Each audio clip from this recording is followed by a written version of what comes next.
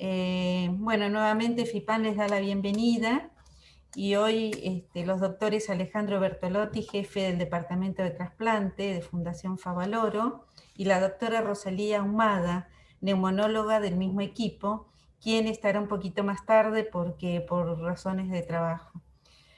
El mismo, bueno, disertarán sobre aspectos técnicos y cuidados en trasplantes. Luego se harán preguntas. Bueno, muchas gracias y cuando guste, doctor. Bueno, primero buenas tardes, gracias por esta invitación, No, gracias. gracias a FIPAN, que siempre está muy atento a todas lo que es las actividades que tienen que ver con la fibrosis quística, obviamente, y en particular en esta vez por el tema de los trasplantes, que es bueno, el área donde yo me desempeño, en los trasplantes pulmonares, que todos ya conocen.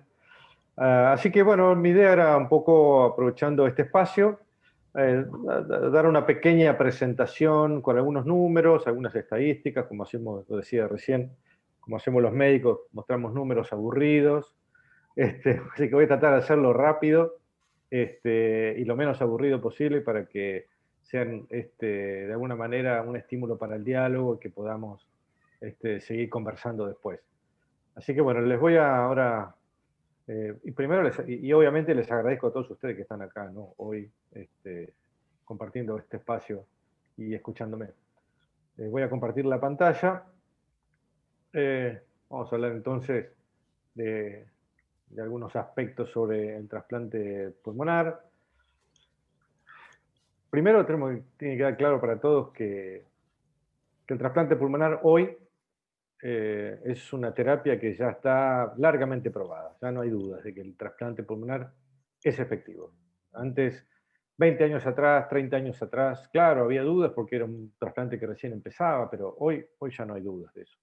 Es una gran solución para muchos pacientes, para un montón de enfermedades, no solo para la fibrosis quística en etapa terminal, ¿no? Y el éxito está probado porque mejora la calidad, mejora el tiempo, la expectativa de vida de los pacientes, eso no hay duda. Con respecto a cómo se hace un trasplante pulmonar, bueno, se puede hacer trasplantes de un solo lado, ya sea derecho o izquierdo, lo que llamamos trasplante unilateral. Se puede hacer trasplante de ambos lados, reemplazar ambos pulmones enfermos por dos pulmones sanos, que es el trasplante bilateral. Antiguamente hacíamos un poco más trasplantes cardiopulmonar, que es trasplantar en bloque el corazón con los dos pulmones. Hoy es una técnica un poco más infrecuente, más excepcional y que ha quedado un poco más relegada a algunas indicaciones que tienen que ver más que nada con cardiopatías congénitas más que con problemas pulmonares. Y dejé para el final una opción que realmente nos permite ayudar, sobre todo a los pacientes que tienen un tórax más chico, como pueden ser pediátricos, por ejemplo, niños, lo que se llama el trasplante pulmonar lobar, que en vez de reemplazar el pulmón de esa persona por otro pulmón, lo reemplazamos por el lóbulo, una parte o la mitad, de un pulmón de una persona que es el doble de grande, por así decirlo. Entonces, como que eh, ese pulmón que obtuvimos, por ejemplo, de un donante cadavérico, cortamos una parte y esa parte reemplaza todo el pulmón de un lado, por ejemplo. Esta imagen que ve, este gráfico de barras que van subiendo, marcan la tendencia de los trasplantes en el mundo. Estos son datos de la Sociedad Internacional de Trasplante de Corazón y Pulmón. Aquí la Argentina también informa todos sus trasplantes a esta sociedad, a este registro. Y ustedes ven como año tras año ha ido aumentando el número de trasplantes en el mundo. En el mundo occidental, esto no incluye lo que pasa, por ejemplo, en China, que donde claramente hay muchísima actividad, pero no participan de este registro, así que son muchos más los trasplantes que se hacen a nivel mundial de pulmón cada año y cada vez más. Pero fíjense qué notable cómo las barras verdes se mantuvieron estables y han crecido las barras violetas. Significa que estamos haciendo más trasplantes bilaterales, para lo cual necesitamos más donantes, porque si no, con un donante podríamos hacer 2 trasplantes unilaterales, un derecho y un izquierdo. Sin embargo, ahora reemplazamos los 2 pulmones con mayor frecuencia. Entonces necesitamos un donante para un receptor. Estas barras representan a una población específica, que son los pacientes menores de 18 años, los pediátricos. Ustedes ven también cómo el número del registro internacional muestra cómo ha ido creciendo, pero fíjense el porcentaje, ¿no? Recuerden, eran unos 4.000 y pico trasplantes en total, de los cuales 100, 130 son menores de 18 años. Así que el trasplante pulmonar en menores de 18 años es bastante más infrecuente. En color verde, en cada una de estas barras, representan al grupo de pacientes que tienen entre 11 y 17, digamos los adolescentes. La gran mayoría de los trasplantes pulmonares pediátricos se hacen en adolescentes. Y de hecho, aquí sí, la principal indicación es la fibrosis quística. Estas son todas las enfermedades que han ido a trasplante pulmonar hasta el momento. También son datos de este mismo registro internacional. Lo he separado por colores. En color amarillo son las enfermedades obstructivas, como el enfisema. En color medio naranja, las enfermedades del intersticio, la fibrosis, que no es fibrosis quística, sino que es fibrosis intersticial, fibrosis idiopática. Y en color celeste, las enfermedades sépticas, donde la fibrosis quística, junto con las bronquiectasias, conforman este grupo. Vean ustedes el número total. Representan un 15% de todos los trasplantes que se han hecho históricamente en este registro para la fibrosis quística. La principal indicación histórica han sido el enfisema, seguido por la fibrosis pulmonar y en tercer lugar la fibrosis quística ocupando un 15%. Si miramos estos mismos números,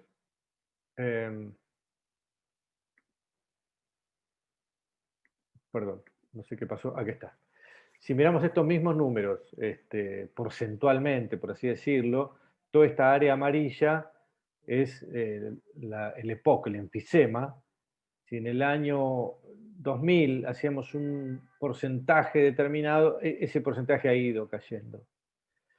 Y ha ido aumentando el porcentaje de trasplantes pulmonares para enfermedades intersticiales, para fibrosis pulmonar idiopática, por ejemplo. En color celeste, la fibrosis quística. Ustedes ven que se ha mantenido más o menos estable históricamente el número de pacientes que llegan a trasplante por fibrosis quística. Eso es bueno, significa que podemos manejar muchos pacientes con fibrosis quística sin tener que llegar al trasplante. Para decidir un trasplante, nosotros nos manejábamos por criterios médicos. Esta misma sociedad que les mostraba recién, que hace el registro, generó lo que llamamos documento de consenso, un acuerdo a nivel de los criterios médicos por el cual tenemos que pensar cuándo hay que mandar un paciente para ser evaluado. Ahora voy a mencionar algunas palabras más adelante que seguramente les van a sonar conocidas a todos ustedes. Pero el concepto general del trasplante pulmonar que figura en este consenso es muy importante. Primero, el trasplante pulmonar es para alguien que no tiene otra alternativa. Uno tiene que agotar todos los tratamientos posibles y si, a pesar de haber hecho el máximo esfuerzo, el deterioro pone en riesgo la vida de ese paciente en los próximos 2 años, claramente esa persona debería estar en lista de espera. Pero además, al momento del trasplante, esa persona tiene que estar suficientemente bien como para tener altas chances de sobrevida, más del 80%, no solo en el post-trasplante inmediato, sino incluso en el seguimiento a 5 años. Así que hay que ser muy cauto al momento de decir cuándo hay que trasplantar y a quién hay que trasplantar. Y eso es una de las decisiones más complejas que tiene que tomar el equipo. Porque tenemos que encontrar la indicación adecuada, el paciente correcto, tenemos que asegurarnos que no hay ninguna otra enfermedad o situación en el contexto del paciente que aumente el riesgo después del trasplante. Por ejemplo, una persona que no tiene, que tiene un cáncer y después de trasplantarse, obviamente ese cáncer va a empeorar porque le vamos a dar medicamentos inmunosupresores que le bajan las defensas. O alguien que tiene dificultades mentales y no puede cuidarse por sí mismo después del trasplante. Obviamente ese paciente difícilmente puede entrar en un programa de trasplante. Tenemos que identificar muy bien esos aspectos. Hay muchos más, no los voy a mencionar a todos. Y además tenemos que encontrar el momento adecuado. No tenemos que trasplantar demasiado tarde porque si no, no cumplimos con la regla anterior, que decía que tenemos que tener la posibilidad de un 80% de sobrevida. Y si trasplantamos demasiado temprano, quizá no estamos dando el beneficio que queremos, estamos poniendo al paciente en un riesgo innecesario. Tenemos que tener claro que hay que ofrecer un beneficio. Y eso es una decisión muy artesanal, paciente a paciente. Con el tema de la fibrosis quística en particular, ustedes saben, todos estos números ya los conocen, que un paciente tiene que ser derivado por su médico de cabecera a un centro de trasplante si él observa que el BEP-1 en la espirometría está por debajo del 30%. O, si bien puede que no esté por debajo del 30%, pero ve que va declinando rápidamente, sobre todo en mujeres jóvenes. Hay que estar muy atento, porque a lo mejor están 50, 48, 42, no llega a 30, pero va cayendo rápidamente. Hay que rápidamente consultar un centro de trasplante. O si uno hace un test de caminata de 6 minutos y no puede caminar más de 400 metros, o desarrolla lo que se llama hipertensión arterial pulmonar secundaria. Esto quiere decir que aumenta la presión de las arterias del pulmón y esto afecta al corazón del lado derecho, que es el que está inyectando sangre en el pulmón. El ventrículo derecho está inyectando sangre en el pulmón, pero esas arterias están enfermas, le aumentan la presión, entonces tiene que hacer mucha fuerza ese ventrículo derecho. Y se deteriora, y obviamente el paciente se siente mal. Es muy importante el desarrollo de hipertensión arterial porque eso empeora la evolución. O el incremento de las exacerbaciones, que haya que tener toilet más repetidas, internaciones para hacer antibióticos, o requerir ventilación no invasiva, BNI, o sea, CPAP, BiPAP, o alguien que desarrolla resistencia a los antibióticos, o un paciente que a lo mejor no tiene estos parámetros todavía, está un poco mejor que esto, pero hace neumotórax a repetición, o hace hemoptisis graves, o empieza a tener, también muy común en la fibrosis quística, deterioro de su estado nutricional. Claramente estos pacientes tienen que estar ya en contacto con un equipo de trasplante. Ni les cuento si además tiene hipoxemia, le empieza a subir la PCO2, la hipercapnia, dolores de cabeza, o empieza a tener ya falta de aire al punto de que le falta el aire estando en reposo. No solo al caminar, sino estar sentado y le falta el aire, necesita oxígeno, o la hipertensión pulmonar sigue creciendo, o requiere permanentemente usar ventilación no invasiva. Claramente, un paciente con fibrosis quística en estas condiciones, por más tratamiento que podamos hacerle, tiene que estar ya evaluado y en lista de espera para un trasplante, porque la enfermedad me está diciendo que avanza, avanza y avanza.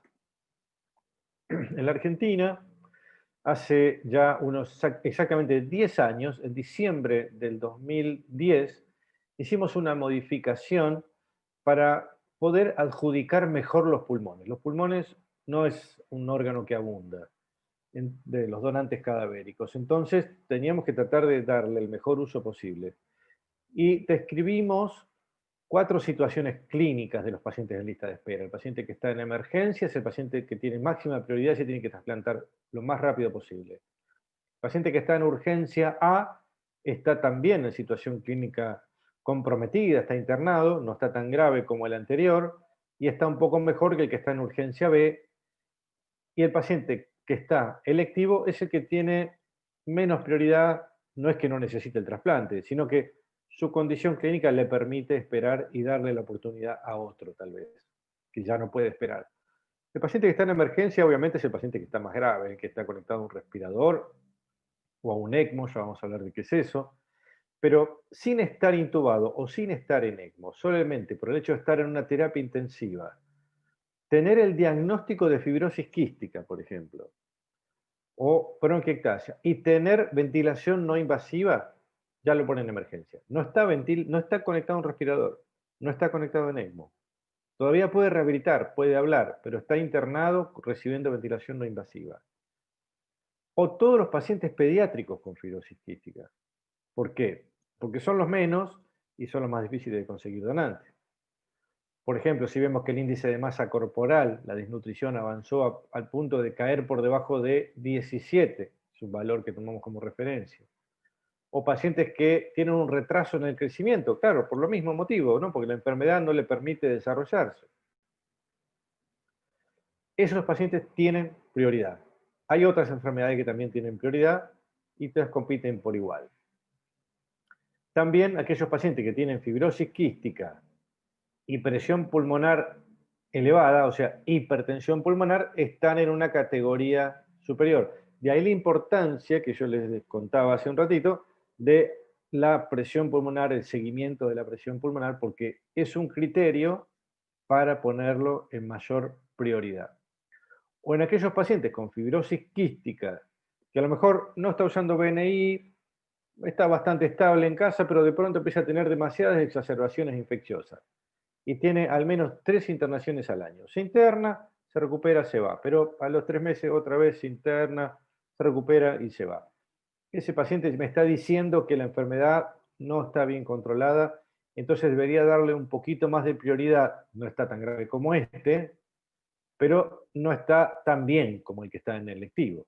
Entonces, de una manera tratamos de priorizarlo y darle mejor utilidad a la escasez de donantes que tenemos.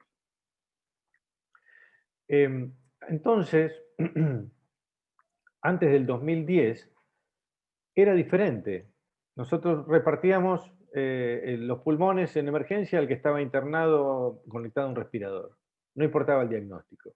Y el que estaba con BNI estaba en urgencia. No importaba el diagnóstico. El que estaba en su casa era electivo. Había 3 categorías.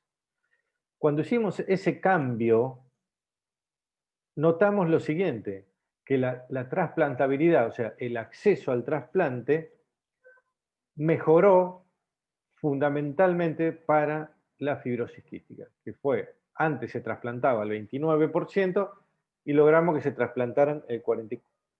Aumentó las chances de que los pacientes con fibrosis quística, comparando lo que hacíamos antes con lo que hicimos después, por lo tanto quedamos muy satisfechos, porque realmente le estábamos dando la posibilidad de trasplantarse a quien le iba a ir bien y quien lo necesitaba, cumpliendo con los requisitos que pide la Sociedad Internacional. Esto es para mostrarle más o menos que de todo si todos los donantes multiorgánicos son este triángulo, nosotros podemos usar para pulmón, con mucha suerte, el 20-25%. Tal vez estos donantes se puedan sacar riñón, se pueda sacar hígado, pero se pierden todavía un montón de pulmones que tienen que ver con un montón de criterios que tenemos que tener en cuenta. Tenemos que ser muy exigentes a la hora de elegir el donante pulmonar, porque el pulmón es un órgano muy frágil, muy difícil de manejar cuando está en medio de un proceso de muerte cerebral. Un paciente que estuvo internado, estuvo conectado a un respirador, falleció ese paciente, ahora es un donante cadavérico, sigue conectado a un respirador, y todas las intervenciones que hubo afectan mucho a los pulmones. Decimos que el área verde, con todos estos criterios, en los cuales no me voy a detener a explicarles, pero son criterios médicos que nos ayudan a decidir. Estos son los donantes que nosotros estamos usando. En color rojo es el grupo de donantes dentro de ese triángulo que claramente nunca podrían ser donantes porque están demasiado dañados. Por ejemplo, alguien que tiene un traumatismo de tórax con fracturas costales y un golpe en el pulmón. Ese pulmón no lo van a poder usar. Pero en el medio hay una zona gris que es la que siempre estamos tratando de expandir para poder tener más pulmones sin bajar la calidad de lo que hacemos, claramente.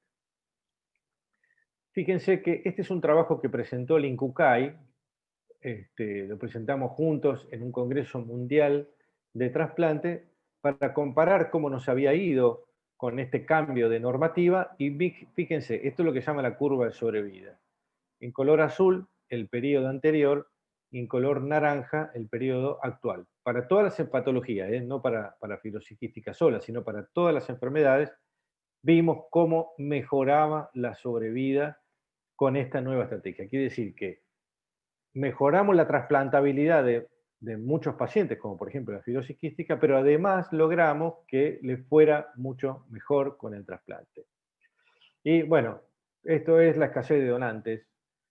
No tenemos a veces para todos, pero tenemos que tratar de encontrar alternativas que nos puedan ayudar. Muchas veces lo que no parece algo ideal nos termina salvando la vida.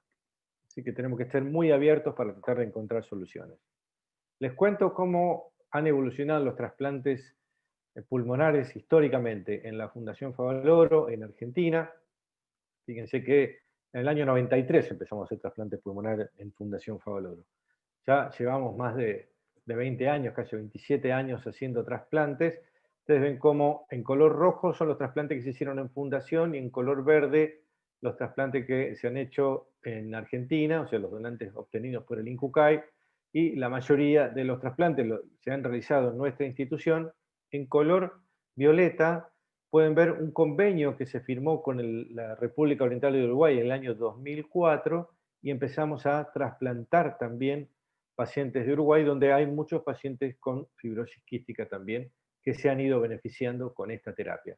La tendencia es ir creciendo con los altibajos propios que tiene un sistema sanitario como puede ser el nuestro, que son más frágiles y eventualmente diferentes situaciones, como puede haber sido, por ejemplo, la epidemia de H1N1, de la gripe A, la gripe porcina, hizo que cayeran los trasplantes. Este año la pandemia de coronavirus ha hecho que también cayeran un poco los trasplantes. Y de todos los trasplantes que hemos realizado, hasta septiembre habíamos dicho 427 trasplantes en 410 receptores, significa que hubo 17 retrasplantes. El 23% fue por fibrosis quística, unos 95 pacientes más o menos, 96 ahora. Hace poco hicimos un nuevo trasplante en un paciente con fibrosis quística. Y también tenemos que tener en cuenta que la enfermedad fibroquística es una enfermedad sistémica y que puede afectar otros órganos y a veces tenemos que considerar los trasplantes combinados. Matías tenía además una disfunción, una cirrosis hepática y él recibió un trasplante bipulmonar por fibrosis quística y trasplante hepático. Él está muy bien y la verdad es que debemos considerarlo. Me llamó la atención, y esto tal vez lo voy a dejar para la discusión, que la nueva ley de fibrosis quística, cuando habla de trasplantes, no habla de trasplantes combinados, sabiendo que muchos pacientes con fibrosis quística, por ejemplo, se trasplantan primero de hígado y no mencionan el hígado, mencionan el trasplante pulmonar. A ver qué surge de esta pregunta que hago en la discusión después. Los trasplantes lobares que les mencionaba nos dan la chance de trasplantar a pacientes de tórax más pequeños, a niños, adolescentes. No representan un gran volumen, afortunadamente, porque hemos podido trasplantar con un pulmón entero, pero el trasplante lobar es una muy buena opción y hemos usado en forma simple o doble o combinados. La verdad es que hemos hecho una muy buena experiencia. La principal causa es el tamaño, la antropometría, y realmente es una solución que hoy se ofrece con muy buen resultado. Otro de los grandes adelantos que tuvo el trasplante pulmonar fue la incorporación de lo que llamamos el ECMO o la oxigenación por membrana extracorpórea, que podríamos simplificar diciendo pulmón artificial. Esto es un sistema en el cual la sangre del paciente que está desoxigenada la extraemos del cuerpo del paciente a través de una cánula, que lo ponemos en una vena. Esa sangre que extraemos la hacemos pasar por una membrana que hace de pulmón. Esa membrana se oxigena la sangre, está corpórea porque obviamente está fuera del cuerpo, y una vez oxigenada la volvemos a inyectar en la circulación del paciente, la sangre ya oxigenada, o sea, reemplazando la función del pulmón. Y el ECMO no sirve solo para aquel paciente que su pulmón no funciona está esperando un trasplante y no puede llegar, hacemos lo que llamamos un puente al trasplante previo. También nos sirve para el post-trasplante, porque a veces los pulmones se pueden inflamar en el postoperatorio, pueden sufrir una infección grave y necesitamos sostener la oxigenación de la sangre. Excelente recurso el ECMO. Y también durante la cirugía, para poder hacer el trasplante, hoy el ECMO también es una herramienta que nos permite oxigenar la sangre mientras hacemos el cambio del pulmón enfermo por el pulmón sano. Con respecto al ECMO en el pretrasplante, lo que se llama el puente al trasplante, hemos ido ganando mucha experiencia y básicamente lo que hoy intentamos hacer es que el paciente no esté totalmente dormido, sedado, relajado, como hacíamos en otra instancia, sino que tratamos de que el paciente esté primero despierto, lo que llamamos vigil, o sea que casi la mitad ya lo tenemos despierto. Y segundo, que estén rehabilitando, que estén haciendo actividad física, porque cuando llegan al trasplante con una mejor condición física, el resultado post-trasplante cambia drásticamente y el paciente se recupera mucho más rápido, se van de alta más rápido. Además, el ECMO, fíjense, hemos ido ganando experiencia y nos permitió, al principio nos costaba manejar esto, no a nosotros, a toda la comunidad trasplantológica, hasta que aprendimos a manejarlo, tuvimos que hacer nuestra curva de aprendizaje. Y antes a lo mejor trasplantábamos un 17% de los pacientes que estaban en ECMO, hoy el 70%. O sea que le estamos dando más chances a alguien que 15 años atrás no hubiera llegado al trasplante si no era por esta tecnología. Y acá les muestro la curva de sobrevida de nuestro grupo de trasplante, comparando lo que pasaba antes del 2010 y después del 2010. Fíjense cómo cambió drásticamente la sobrevida de los pacientes. Si al año antes sobrevivían el 63, ahora hablamos del 83 y a 3 años el 82. Habíamos dicho que para hacer un trasplante uno tiene que esperar que ese paciente tenga una sobrevida por arriba del 80% al año y a 5 años. Y realmente estamos felices de poder decir que estamos cumpliendo con esos objetivos que se plantean, porque de esta manera, como dije al principio, ofrecemos un beneficio, claro. Así que bueno, hasta acá no los quiero aburrir más y espero las preguntas para que sigamos conversando sobre todo este tema.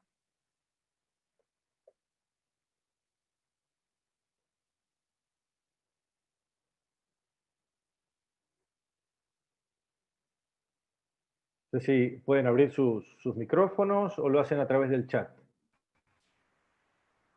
No sé cómo, Gualberto, El que quiere hablar, lo habilitamos. Ah, perfecto. Veo mucha gente amiga, la veo. La veo Elizabeth ahí, de Uruguay. La mano, en la parte...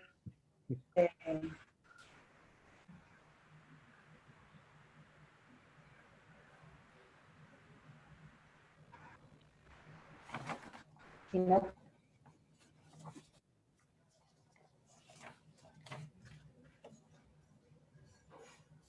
sí.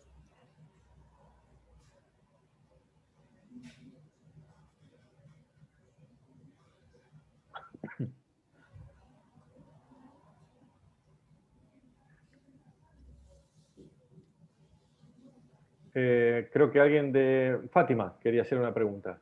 Si lo pueden habilitar. Le habilitamos. Buenas tardes, ¿cómo les va? Bueno, doctor, yo quería hacerle una pregunta porque por ahí hay muchos pacientes que están viendo y se asustan también con las estadísticas y con los números, pero en realidad la pregunta va orientada a cuando se refieren a una supervivencia luego del trasplante de 5 años.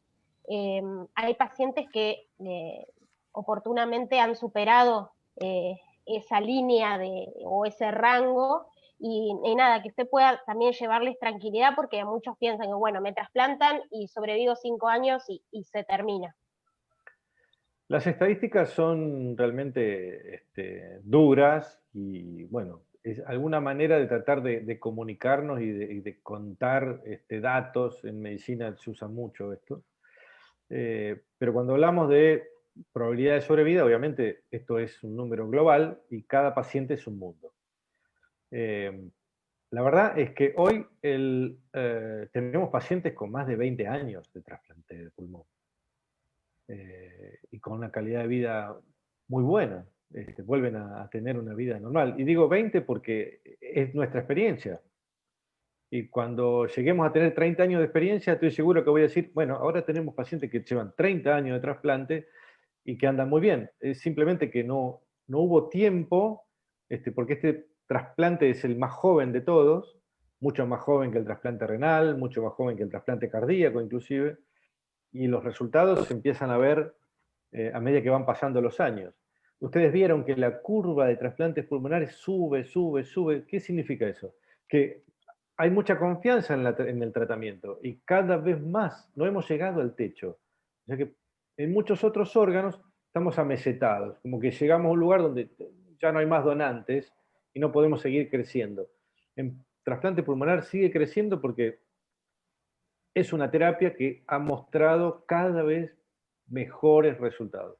Y la expectativa de vida, a ver, es individual.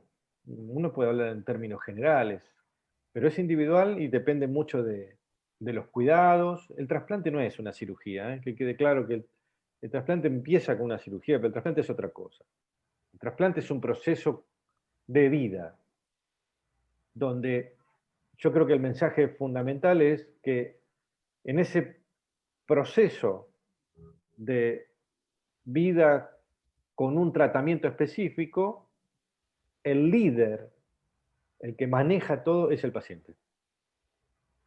Los médicos, obviamente, el equipo de profesionales, del equipo de salud, médicos, enfermeros, licenciados, kinesiólogos, todos brindamos un soporte, brindamos directivas, indicaciones, pero el líder, el que comanda, es el paciente. Él es el que decide cómo sigue este proceso. Obviamente que existe el azar y pueden uno tener intercurrencias que no tienen que ver con la culpa de que uno no haya hecho lo correcto, puede pasar, pero me refiero a esto, ¿no? A que es importante entender que con un autocuidado adecuado, no solo el trasplante pulmonar, el trasplante renal, cardíaco, hepático, tiene una calidad y una sobrevida cada vez mejor. Así que sí, nosotros estamos convencidos que el trasplante pulmonar es la solución cuando uno lo indica en el momento adecuado, ni antes ni después. Gracias, Doc. Bueno, muchas gracias. Habilitamos a Alicia.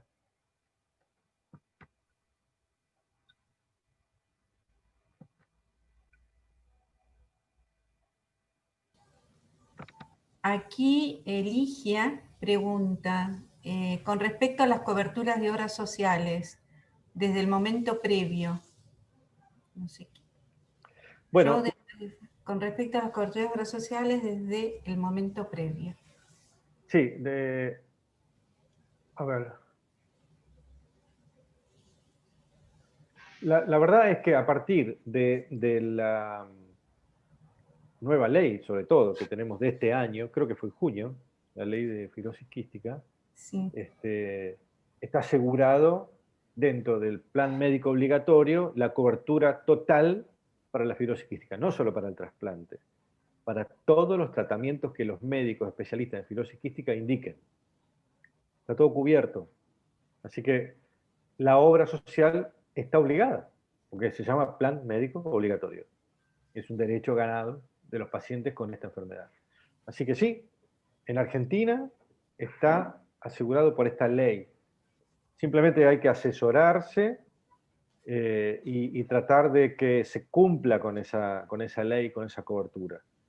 Más allá de que, obviamente, hay veces que hay medicamentos y tratamientos que implican un alto costo, pero ese alto costo tiene que estar cubierto ya porque la ley lo obliga.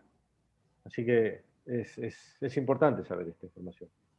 Esta misma mamá nos dice, o cuando el médico de cabecera comienza a invitar a pensar en trasplante. Soy mamá de un paciente con FQ, Damián, que actualmente tiene 17 años y hoy está internado por 4ª vez en su vida y la 2ª del año. Bueno, hay como mostraba yo, algunos criterios o parámetros que a los médicos nos ayudan a tomar decisiones.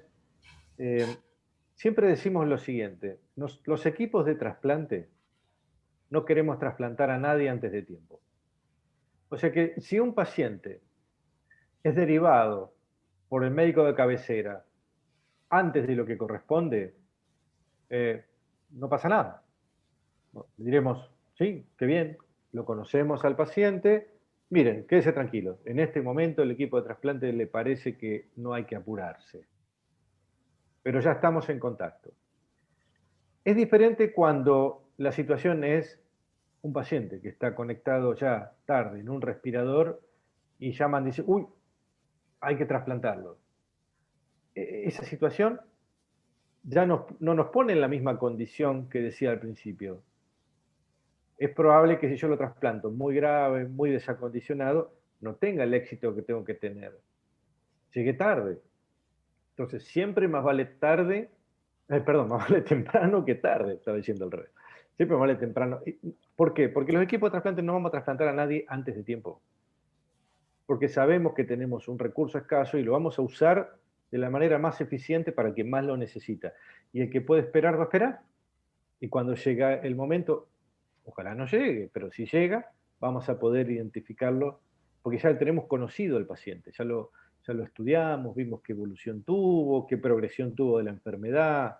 Así que es importante una referencia temprana, una derivación temprana es mejor que tarde. Bien, Elizabeth Marín dice, yo quería consultar con respecto a la vacuna contra el COVID, si podéis recibirla a los pacientes trasplantados. Gracias, Doc. Sí, claro. Hay que consultar con el acceso que tengamos. Vamos a ver qué tipos de vacunas vamos a tener acceso. Hay varios tipos, pero sí, claro. Toda la población de riesgo, todo el equipo de salud se va a vacunar y es recomendable. Con respecto al COVID, que es una situación obviamente que nos atraviesa a todo el planeta, hay unos datos muy interesantes recientes del INCUCAI, que los presentó el viernes pasado. Pude estar en una reunión con ellos y mostraban cómo, primero, la tasa de contagio de pacientes en lista de espera y la tasa de contagios de pacientes trasplantados pareciera ser un poco más baja que la de la población. ¿Qué quiere decir? Que probablemente estas personas ya conocen lo que es el cuidado, ya conocen lo que es el posible contagio, medidas higiénico-dietéticas, ya como hábitos que la población general no tiene, como el uso del barbijo, como el uso del alcohol, como lavarse las manos, como cuidar con los alimentos, el contacto con las personas. Las personas que están en una enfermedad crónica ya lo tienen incorporado, por eso se contagiaron menos. Ahora, los que están en lista de espera, obviamente, con una enfermedad crónica, están en una condición más débil frente al COVID que las personas que ya se trasplantaron. O sea, si yo estoy trasplantado y me enfermo de COVID, mi cuerpo está como mejor, porque tengo resuelto mi problema crónico, y más allá de que esté inmunosuprimido, pareciera ser que la inmunosupresión no es un problema para este germen, sino que el problema es estar mal físicamente. Entonces, si yo estoy trasplantado y me recuperé de la enfermedad y estoy bien físicamente, me voy a defender mejor que si estoy en lista de espera. ¿Cuál es la conclusión? Hay que seguir trasplantando con el COVID, porque los pacientes van a estar mejor y tienen más fuerza para enfrentar el virus. Dicho de una manera sencilla, ¿no? Bueno, Lucila quiere saber si los pacientes trasplantados que pueden llegar a un determinado deterioro pueden usar Trikafta. Eso seguramente se ve dependiendo del paciente, pero ¿puede ser posible? No he escuchado todavía en el post-trasplante acerca del uso de estas nuevas drogas, ¿no? Estos agentes biológicos de Castor. La verdad es que sí En pacientes en lista de espera se ha visto que estabiliza mucho más la enfermedad, obviamente no los cura, el daño que sufrió el pulmón ya está, no se puede volver atrás, pero estabiliza mucho, caen las exacerbaciones, o sea que es recomendable, pareciera usarlo en lista de espera. Obviamente, en alguien que está bien clínicamente, chicos, cuando se los diagnostica y se los empieza a tratar, evitan el avance de la enfermedad, está claro, parecería ser una excelente solución esto que aparece ahora, pero en el post-trasplante no tenemos experiencia todavía. Supongo que es una muy buena pregunta que nos hacemos todos y apenas tengamos información seguramente se va a dar a conocer, pero lamentablemente esta respuesta no la puedo dar ahora, no tenemos información respecto de eso. Bueno, Fabiana dice, mi hija está en lista y este año no hicimos controles en fundación. ¿Cómo nos sugiere seguir? Hay que hacer los controles de acuerdo a cómo estén programados. Lo importante es que se contacten con el equipo de trasplante a través de Teresa Ibáñez o a través de la Secretaría para organizar la visita. La Fundación no es un centro de pacientes COVID. O sea, pacientes que hemos tenido son pacientes nuestros que a lo mejor tratados por otras enfermedades que se contagiaron, representando menos del 5% de todos los pacientes que vemos.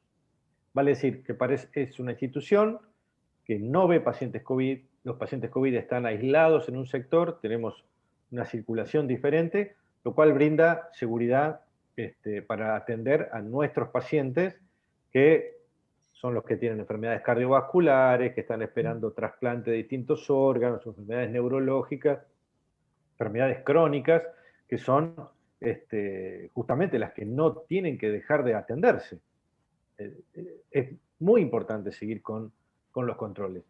Les cuento algo, al principio de la pandemia, en marzo, esto nos pasó a todos, en marzo veníamos de las vacaciones, apareció un virus, llegaban noticias horribles de Europa, no entendíamos nada, un día dijeron cuarentena, todo el mundo adentro, acá había 3 tipos con coronavirus. Ni siquiera había lo que tenemos ahora. Teníamos un susto bárbaro. No sabíamos qué estaba pasando. Las noticias que llegaban eran de Italia, de España, que estaban desbordados. En ese tiempo, que lo primero que hicimos fue decir, quédense en sus casas. Hashtag, quédate en casa.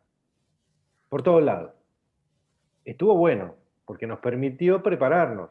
Lo que hicimos fue organizar el hospital, armar protocolos, entender cómo era la enfermedad, cómo teníamos que protegernos, nosotros, el equipo de salud, cómo teníamos que proteger al paciente, y a partir de mayo, que el hospital estaba vacío, que no venía nadie, quédate en casa, nos dimos cuenta que no había COVID, y tampoco teníamos pacientes y no los estábamos controlando, y ya teníamos todo listo. Entonces, el mensaje es, si vos no tenés nada, quédate en casa, pero si tenés que controlarte, vení a hacerte los controles.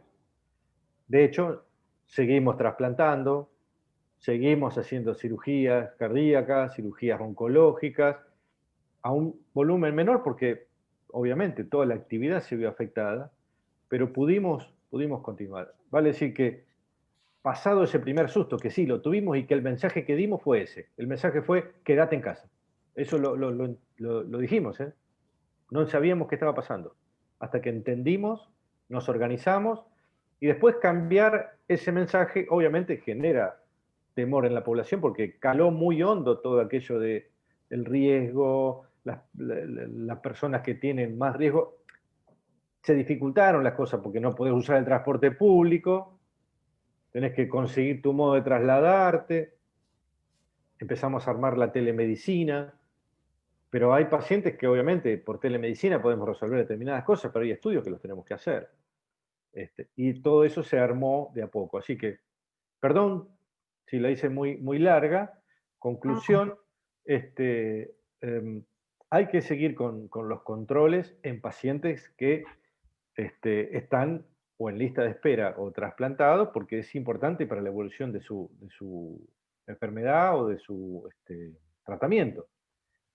Cuando sí, además sabemos que El paciente que está en lista de espera tiene que trasplantarse, entonces tenemos que estar atentos a que no haya ningún cambio, porque si encontramos algún cambio que me indica, según los criterios que le mostré, que hay que darle mayor prioridad, no perdamos esa oportunidad. Pero tenemos que de alguna manera medirlo. La hice larga, ¿eh? Yo no puedo hablar. Acá nuevamente Lucila dice, otra consulta. Yo tuve COVID y realmente estuve muy bien. Conozco a otro paciente trasplantado FQ que también tuvo y casi no tuvo síntomas, ¿Es al verdad? igual que yo. ¿Puede ser que estemos cubiertos?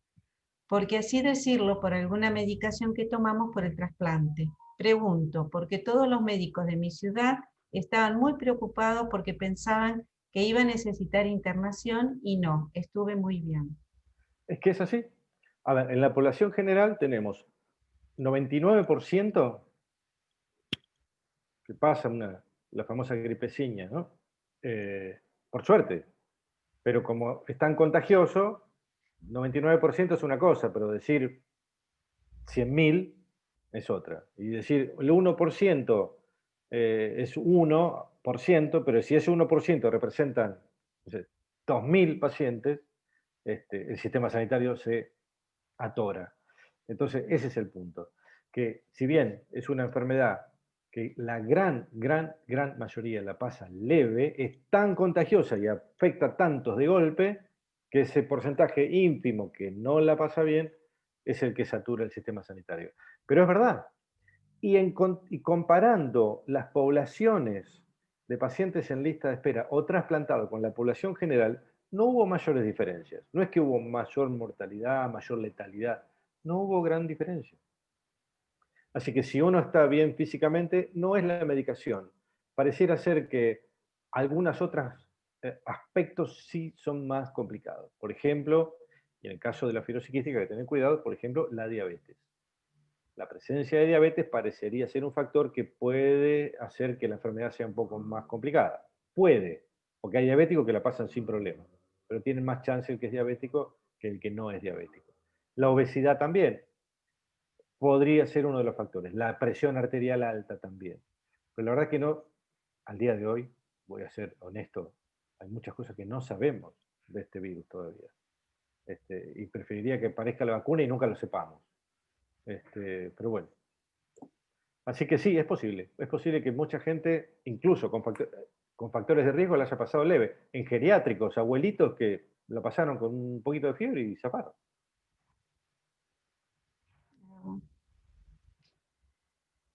No sé, Fati, si querés decir algo sobre la ley nuestra, lo de trasplante, que decía el doctor, que solamente dice que es pulmonar, Me acá en llamó el la artículo atención. 14, Sí, pulmonar o cardiopulmonar. Sí, nosotros en su no, momento quisimos reparar ese tema, pero bueno, no se pudo. sí.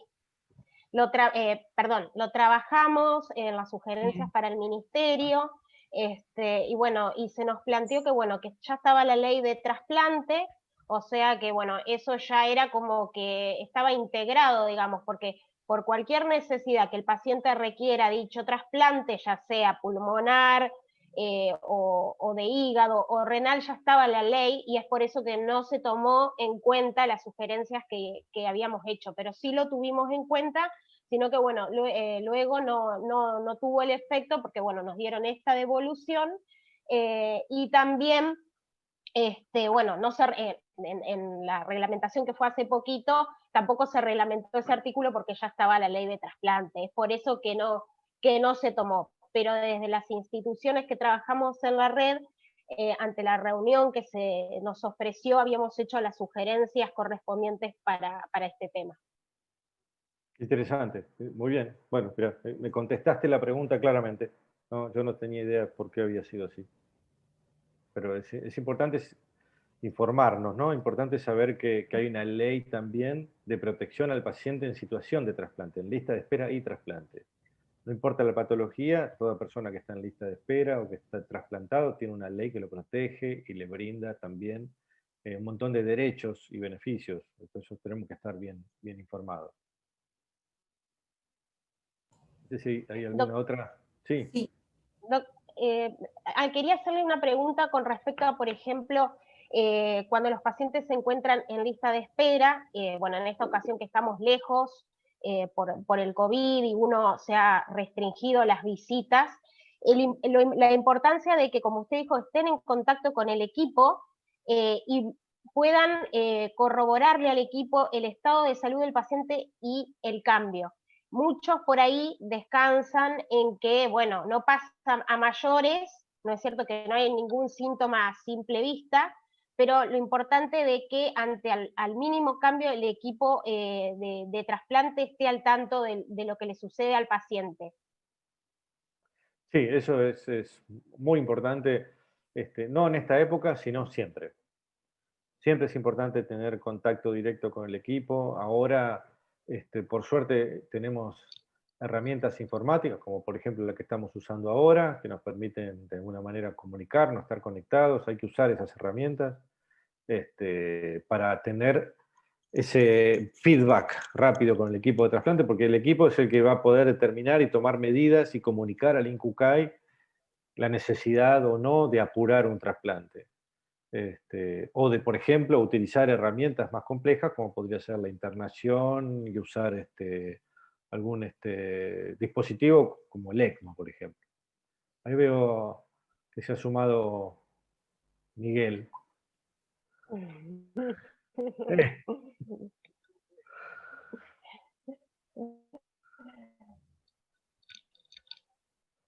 Ahí está, parece, está muteado. Sí. En el chat no tengo más preguntas. No sé si alguien más quiere hacer alguna otra pregunta. ¿Quiere que Hola, ¿se escucha?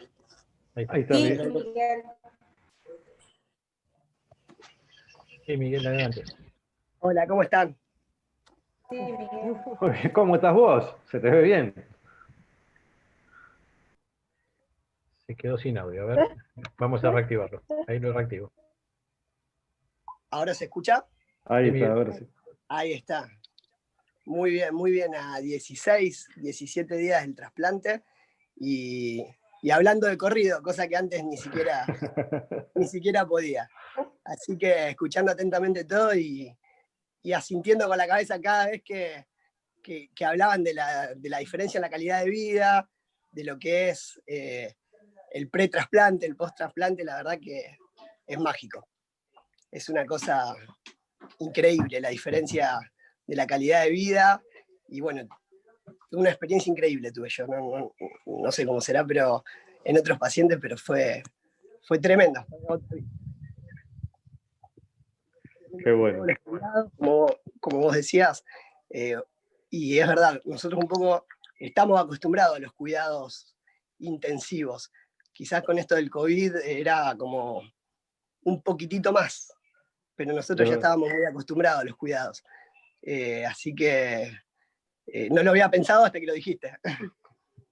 Y bueno, Sí, yo creo que además, en el caso de los pacientes con fibrosis quística, que tienen una enfermedad crónica por los cuales los cuidados son fundamentales a lo largo del curso de la enfermedad, tienen mucha más facilidad para cuidarse después, porque lo tienen como incorporado de una manera distinta al que, por ejemplo, llega al trasplante después de haber fumado 40 años y se trasplanta a lo mejor a los 60 años, no tiene ese hábito de cuidado. De hecho, terminó trasplantado por no haberse cuidado.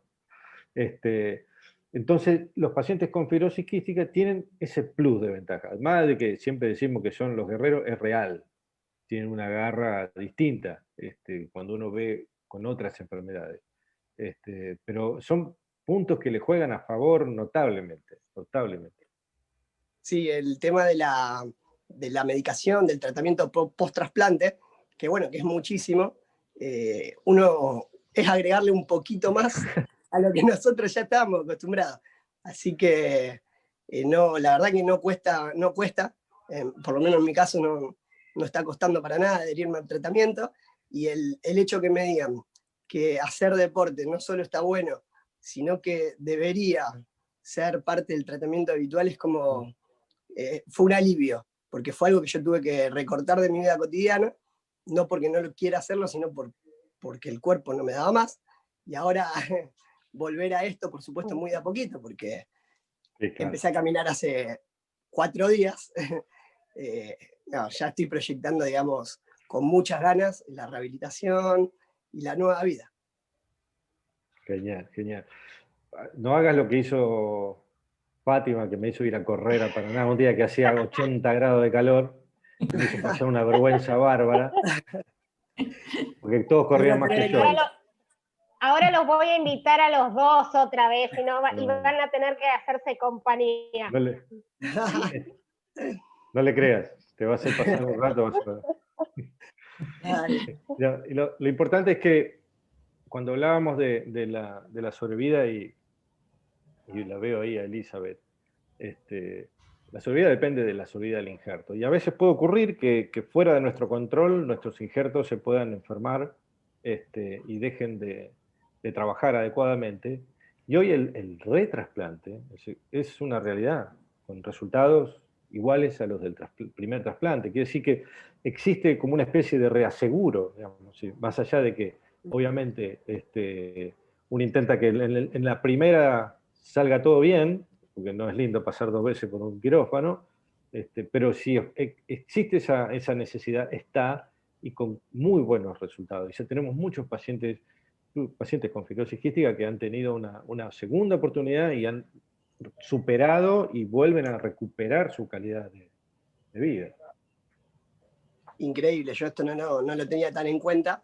Yo, por supuesto, recién paso por el primer trasplante y que sea el es todo único, nuevo. cuidalo. Y ojalá sea el único, claro. Y escuchar esto es como también un alivio, una esperanza te da. Pero claro, este va a ser el único. Hay que cuidarlo mucho. Pero bueno, a veces el azar nos lleva para otro lado, pero bueno, es importante. Bien. ¿Apago el micrófono? ¿Qué hago? Yo lo apago. Bien, aquí Ángela Sánchez dice, buenas tardes, solo quiero presentarme, mi nombre es Ángela, soy de Colombia y he sido 2 veces trasplantada. Gracias por su charla, un gran saludo y abrazo. Bueno, un saludo a toda la gente de Colombia, tengo muchos amigos allá. No sé si ella está en Bogotá, Medellín, en Cali, son lugares que están haciendo trasplantes de pulmón con muy buena calidad de cuidados, así que seguramente alguno de los amigos que tenemos por ahí debe ser sus médicos de cabecera. Mándele por favor los saludos. Bueno, gracias. Después Fabiana dice, qué alegría, muy esperanzador. Como mamá de FQ, felicitaciones Miguel y equipo médico. Ligia vuelve a consultar, dice una consulta más. ¿Se evalúa la posibilidad de hacer trasplantes de pulmón como el que recibió la chica Oviedo de Córdoba en Brasil, de donantes vivos? La ley argentina lo establece, está dentro de la reglamentación. La utilización de 2, en el caso de fibrosis quística, son 2 donantes, porque hay que reemplazar los 2 pulmones con 2 lóbulos, eso que yo les contaba del trasplante lobar, para lo cual hay que identificar primero 2 donantes para que uno done un lóbulo del lado derecho y otro done el otro donante un lóbulo del lado izquierdo para reemplazar los 2 pulmones. Es una técnica que sin duda uno le permite de alguna manera tener el donante a la mano y programar el momento del trasplante. Sin embargo, no resultó algo que se haya usado masivamente. Esto implica tener, primero, toda una logística muy compleja, hay que usar 3 quirófanos a la vez, hay que tener 3 equipos. El donante, en este caso, tiene un riesgo no menor, no es como donar un riñón, donar un pedazo de pulmón es más riesgoso, al punto de que uno corre riesgo de vida.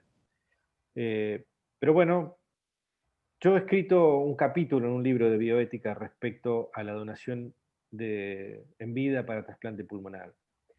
Y yo realmente me cuesta encontrar la justificación. Cuando yo les mostré, hay un 75% de órganos que se están perdiendo y que podemos recuperar, de personas fallecidas. No estamos poniendo en riesgo a nadie. Segundo, los trasplantes con donantes vivos no mostraron mejor resultado. Al contrario, parecía que no me protege, como en el caso del trasplante renal, donde yo digo, bueno, tengo un familiar, es muy parecido a mí, entonces mi sistema inmunológico no lo va a atacar. En el pulmón no pasa eso, porque nuestro pulmón está expuesto, porque estamos respirando, a otros agentes que lo agreden. Y eso hace que el trasplante pulmonar con donante vivo no tenga mejor resultado que el trasplante con donante cadavérico. De hecho, no es mejor y es un poquito peor, además. Y además, correr todo ese riesgo a 2 personas que podrían fallecer para obtener un resultado que no está asegurado, hace que es una técnica que en el mundo no se haya usado. ¿Quiénes la usan? Quienes más lo están utilizando hoy en el mundo es Japón. Y lo usan para hacer trasplantes unipulmonares en fibrosis, no fibrosis quística, en fibrosis pulmonar, porque ellos, por cuestiones culturales, los donantes cadavéricos con corazón batiente son una rareza en realidad. Porque para el proceso de muerte, desde el punto de vista cultural y religioso, para ellos hay que dejar descansar el cadáver, entonces obviamente los tiempos no dan, y es por eso que tienen muchos menos donantes pulmonares y echan mano de este recurso, pero son los únicos en el mundo porque tienen ese otro problema. Todos los otros lugares donde los donantes cadavéricos son una realidad, los trasplantes pulmonares con donantes vivos han prácticamente caído en desuso. Mismo Brasil hace cada vez menos donantes de trasplantes con estas características. Bueno. Graciela dice que qué alegría, felicitaciones Miguel y al equipo médico. Ángela Sánchez aclara que es de Medellín, Colombia. De Medellín, allí está el doctor Vázquez, creo que es, o Velázquez, Mauricio Velázquez, me parece, no me equivoco. Cirujano amigo que hace trasplante. Bueno, después Fati dice, con respecto al rechazo del órgano, ¿qué tipo de rechazo existe? ¿Cuál es el tratamiento previo antes de tener la opción de una RTX?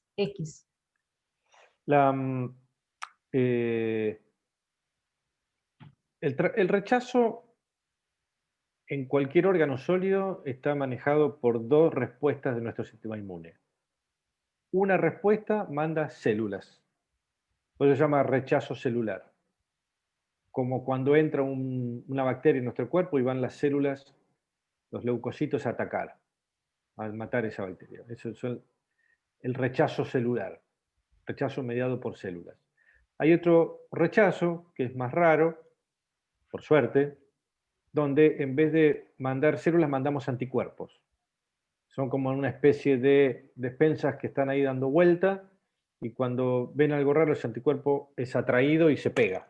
Y eso como que manda una señal para que después se ataque el órgano. Es el rechazo mediado por anticuerpo o rechazo humoral.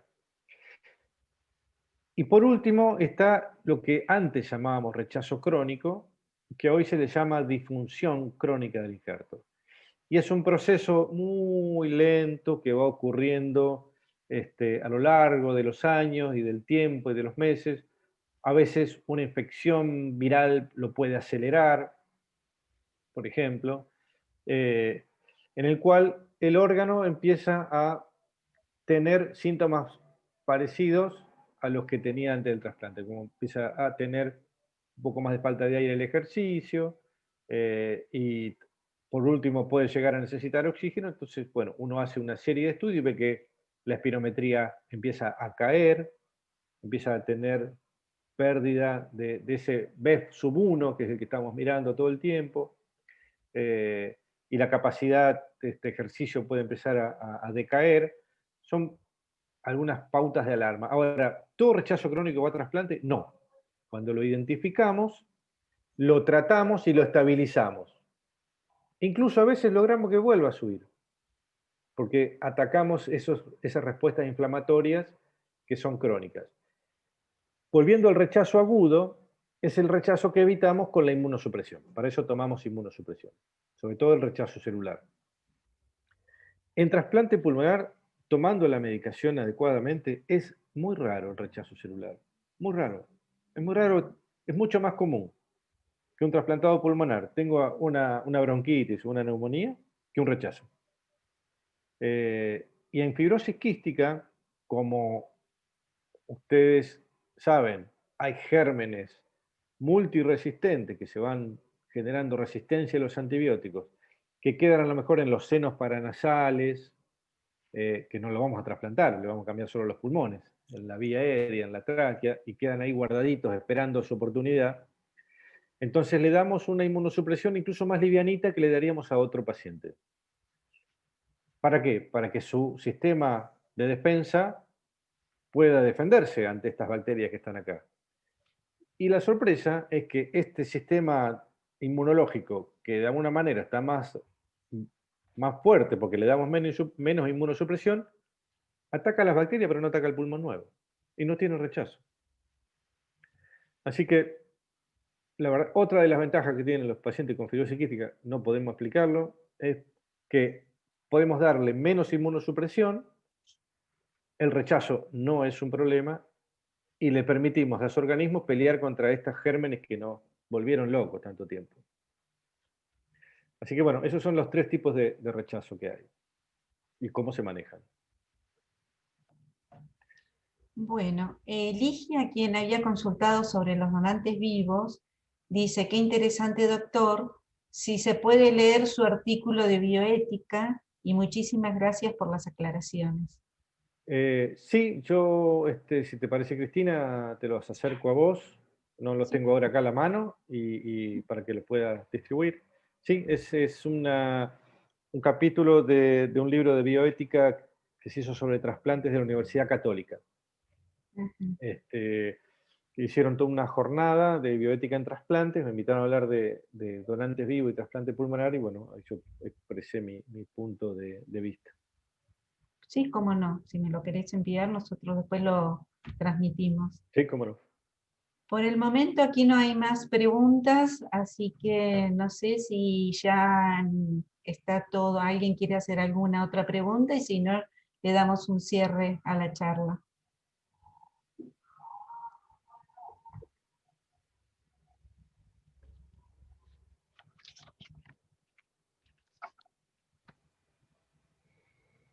Bueno, creo que ya... Estaba pidiendo Fátima. Ah, Fati. Sí, sí. Sí, estás, tendrías que abrir el micrófono, Fati. Ahí se lo habilito. Perdón, ahí en el chat está Melanie que hace una consulta.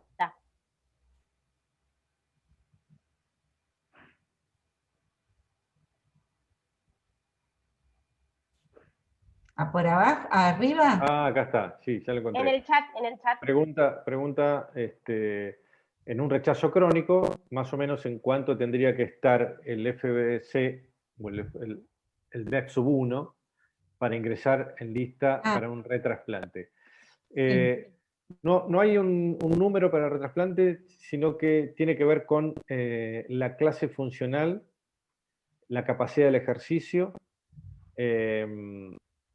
la respuesta al tratamiento. No hay un número específico.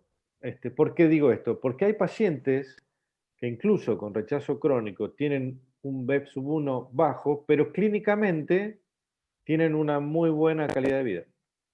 Entonces, ¿qué buscamos con el trasplante? ¿Que tenga el BEP que nosotros queremos o que tenga calidad de vida? Buscamos que tenga calidad de vida. Esos números nos ayudan a tomar decisiones, nos ayudan a pensar. Lo mismo vale para el pretrasplante de cualquier enfermedad. Todas estas guías no son estrictas. Nosotros decimos, bueno, cuando cae por debajo de 30, tiene 31, no entra en la lista. O sea, es muy simplemente una referencia y tenemos que valorar cada paciente de una manera muy integral. Y con el retrasplante, que en realidad el rechazo crónico es una nueva indicación de trasplante, pasa lo mismo. ¿Cuándo sería? Cuando vemos que en ese contexto la calidad de vida no la puede sostener adecuadamente, desde el punto de vista de respuesta al ejercicio, no lo puede sostener adecuadamente, ¿qué B1 tiene? Puede ser variable. Incluso puede tener un B1 alto y no tiene calidad de vida. Así que no hay un número mágico para eso, sino que cada paciente es un mundo aparte y tenemos que valorarlo con todo ese criterio amplio, ¿no? Donde tratamos de ofrecer beneficios. Bueno, no sé si alguien más y si no, cerramos.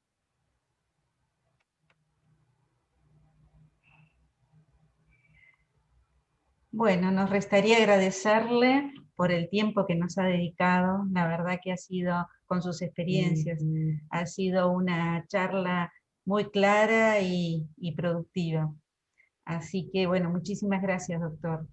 En Bueno, nombre de FIPAN y de todos los pacientes y familiares. Bueno, muchas gracias. Yo me siento también muy honrado, feliz de ver a todos ustedes y de poder ayudar, aportar cada día un granito de arena para aliviar tantas enfermedades, en este caso también como la fibrosis quística, siempre empujando los límites, ¿no? Para ofrecer más. Así que bueno, gracias Bueno. y me alegro que haya sido útil. Sí, como No sé si Miguel y Fátima se quieren despedir.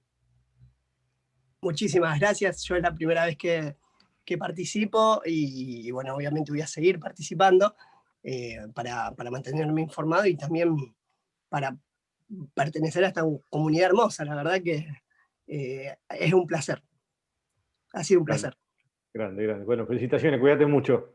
Gracias por todo. Muchísimas gracias. Vos por participar, Miguel. Bueno, acá Fátima. también Ligia y Joana les agradece. Bueno, muchas gracias a ustedes. Fátima. Gracias, Doc, y sos un orgullo para nosotros. Sí es. Bueno, muchas La verdad gracias. que Muchas sí. gracias. Bueno, vamos Muy bien. cerrando. No Muchas sé si- gracias, doctor. Un gusto. Nos Bueno, mantenemos en igualmente, contacto. Felicitaciones. Hasta la próxima. abrazo. Enviaremos la charla después por las redes. Gracias a toda la gente de FIPAN. Un besito. Gracias. Ustedes por participar. Gracias. Adiós. Hasta pronto.